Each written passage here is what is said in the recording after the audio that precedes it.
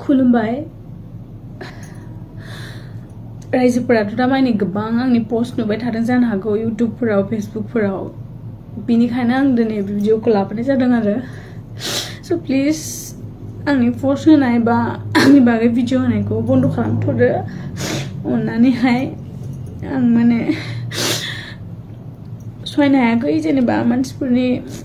खायसेनि रायनाय बा बेफोरखौहाय ओंखायनो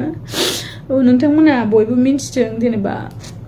आंहा मोजां मोननाय दंमोन क'क्राझारनि बे नंगौ मोजां मोननाय दंमोन औ जों दिनै 2 बोसोर बारबायानोमोन रिलेशनशिपआ आरो बाट हठात आं गुबुनजों हाबा जाबाय बेनि थाखाय आं दा गोबां रायजानो गोनांबो जाबाय दा जेनेबा हयथ' बिनि खाफालाव आं गैयामोन बा आंनि खाफालाव बे गैयामोन मोजां मोननाय मोनदोंमोन मोनाखै नङा बहुत मोनदोंमोन खिन्थु माबोरै मा जाखो हठात बेखौथ' जों बुंनो हाला दा आं हाबा जाबाय औ आं मैया हाबा जाबाय ओमफ्राय आंहा बुंनांगौ जेबो गैया थेवब्लाबो माने गोबाङानो माने आंखौ गाज्रि मोनदों बा गोबाङा मोजां मोनदों थेवब्लाबो आं बेखौनो हास्थायो आरो जेनेबा आंनि पोस्ट होनायखौ बन्द खालामथ'दो आं दा जायजों दं बेजोंनो थागोन मोजाङैनो थानो नाजागोन आं थेवब्लाबो हयथ' आंनि भुलबो जानो हागौ जेनेबा भुल नंगौना नङा बेखौ मिन्थिला जेनेबा आं रावखौबो जेबो बुंनो साना खालि आंखौ जेनेबा आं मा बुंगोन दा आंहा जेबो बुंनांगौबो राव गैया थेवब्लाबो दिनै हठात बेबायदि जागोनखौ आंबो सानाखैमोन जेनेबा जाहैबाय बेफोरनो इसोरनि हास्थायनायमोन खोमा बेखौ मिन्थिया दा आं जायजों हाबा जादों मोजाङैनो दं आं हेपियैनो दं आरो अराय सम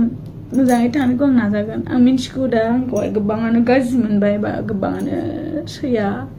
जाबाय नाथाय जेबो नंला खाफालानो बिदिनोमोन खोमा ओंखायनो बेखौनो एक्सेप्ट खालामनानै थासिगोन स' बेनिखायनो प्लिज रायजोफोर आं रिकुवेस्ट खालामदों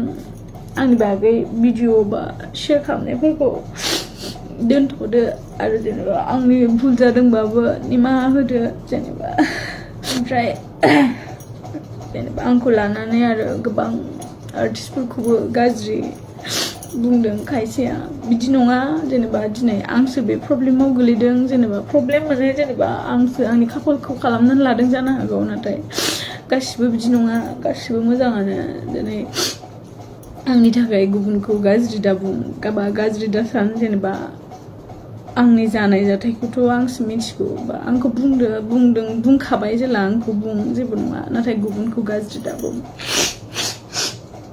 आं गासिखौबो दुखु होदों जेनेबा बिमा बिफा गासिखौबो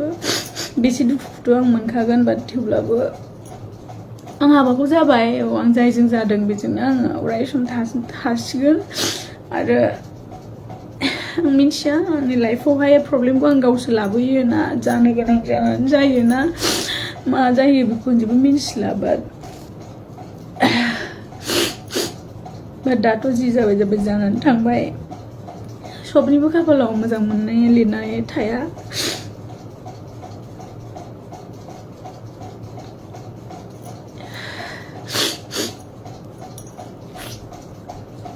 आंहा जेबो बुंनांगौ गैला खालि आंनि माबाफोर गोरोन्थि जादोंबा आं निमाहा बिबाय